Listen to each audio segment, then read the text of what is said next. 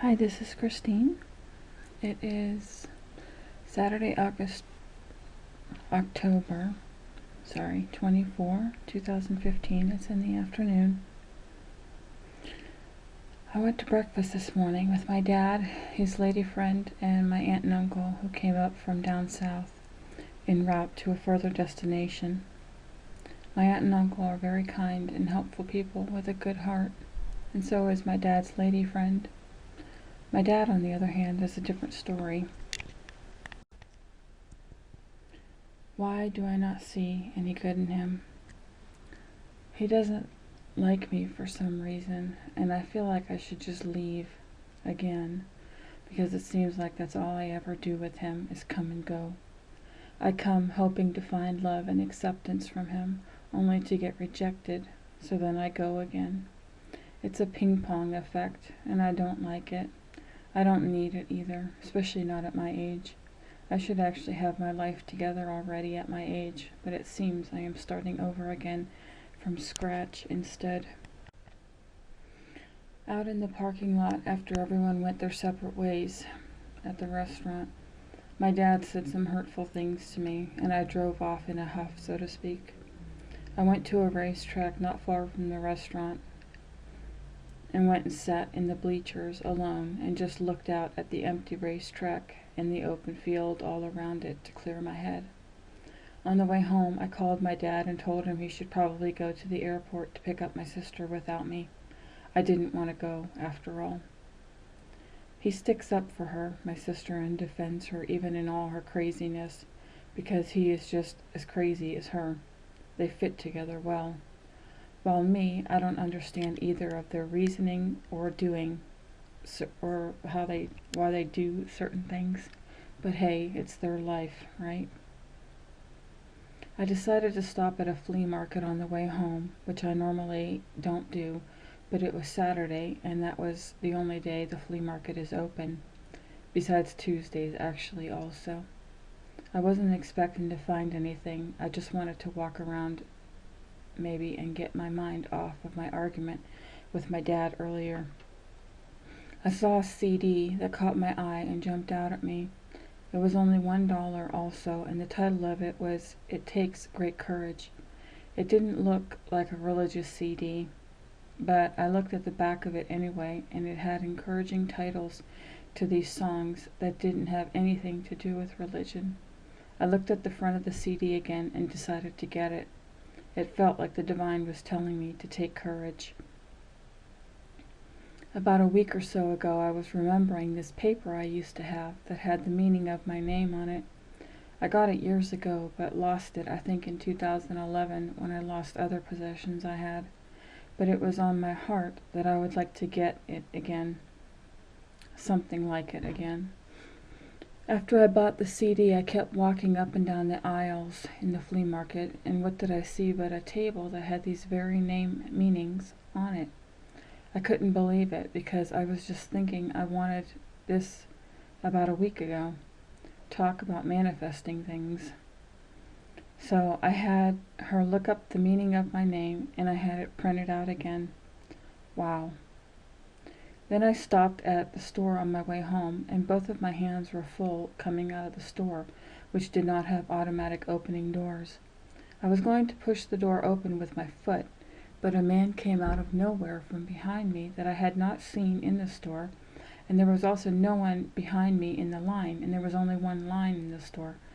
So I don't know where he came from, but he said, "Here, let me get that for you," and he opened both of the doors for me, because there were two sets of doors that I had to walk through. I felt again like the divine was telling me that he was there with me even during my pain that I was feeling. It seems men are the ones who hurt me the most. I don't really have problems with women. It's men who wound my heart the most, which is discouraging for me, because it is a man's love that I most desire. But hey, I guess you can't have everything in life, right? On my way home, the song "Every Breath You Take" from the Police or from Sting, I'm not sure which one, came on the radio. Every breath you take, I'll be watching you. Once again, I felt like the divine was telling me it was there with me and that I was not going through this heart hurt alone. It was rather nice, actually. The divine is real, and I'm getting more and more acquainted with it, and it is nice. One last thing I want to share before I go, and that was on my way out of the flea market. I decided to walk up and down the last aisle of the building because I had decided to walk up and down each aisle just to see what all was on these aisles. And on this last aisle, I spotted a unicorn book. It was old and dusty, but the book, like the CD earlier in the building, had jumped out at me and caught my attention. I started flipping through the pages, and what I liked was there was a poem or poetry next to each picture, and they were supposedly real pictures of real unicorns. I read the description of the author, and in 1958, when he was about 23 years old or so, he went to places in Europe where unicorns were supposedly seen and spotted, and he apparently found them and took pictures of them, and there were real pictures of them in this book. They were not cartoons or sketched pictures. It was incredible. I have never really been into unicorns or mystical creatures like pixies or fairies, etc. But once I passed from darkness into light last November, I understand what unicorns really are. The single horn is the third eye. It is one God, the divine. There is no duality. It is a single horn of government, because in the Bible a horn is a government, whereas the bull, who has two horns, is symbolic of duality, and it's the God of good and evil, light and dark, good and bad, right and wrong, etc. A person must go from being a wild bull of a person with two horns, in parentheses like the devil, into parentheses, and being stubborn, which what bulls are known for being stubborn, to being a white unicorn horse, mystical and spiritual creature, with one horn, one God, one divine, one eye, an eye that's single. There's no duality in it. There is no more duality in them, in the person. The two horns have merged into one, and that is when you overcome as a person. I understand and like unicorns now because I am one. I am no longer a two-horned bull of duality. I have overcome and have transformed into a unicorn, because a horse represents the spirit and a single horn represents the third eye, single vision, and the white color of the horse represents love and light. I am this unicorn now. I started out as a bull, stubborn and stiff-necked, and under a yoke of bondage, because that's what bulls do. You put a yoke on them and you have them plow the field. But I am now a free unicorn, free to roam in both the spirit and physical world, and I thank the divine for it. I thank Jesus for bringing me through.